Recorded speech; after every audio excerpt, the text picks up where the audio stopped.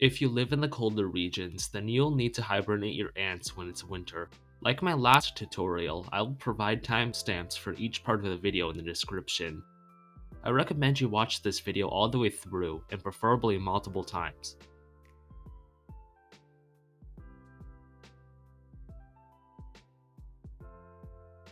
Why do ants need to hibernate? Ants, like all insects, are cold-blooded, so the speed of their metabolic processes are dependent on the outside temperature. Obviously, in regions farther away from the equator, it gets pretty cold in winter.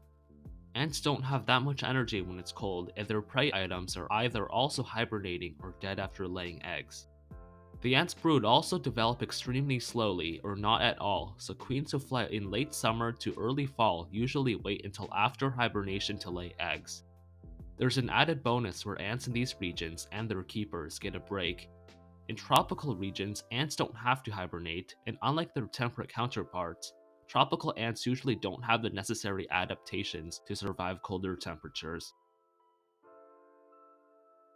How do you hibernate ants properly? The answer is preparation and maintenance of the conditions.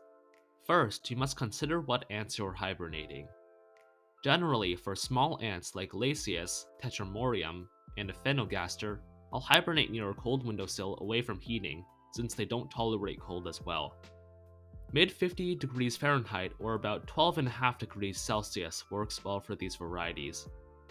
For Camponotus, I initially semi-hibernate them near a cold windowsill to get them to slow down and to adapt to colder temperatures.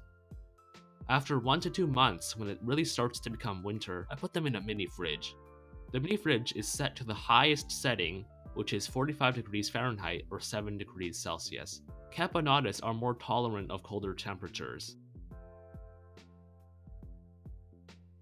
For other hibernation methods, I'd recommend a wine cooler. Unless your shed or garage has heating and or is extremely well insulated, I wouldn't recommend putting your ants in there. It's good to have your ants' environment cold enough, but there's really not any benefit to being extra cold. Plus, the colder temperatures cause car exhaust to be absolutely noxious, so I assume my ants would also be extremely uncomfortable.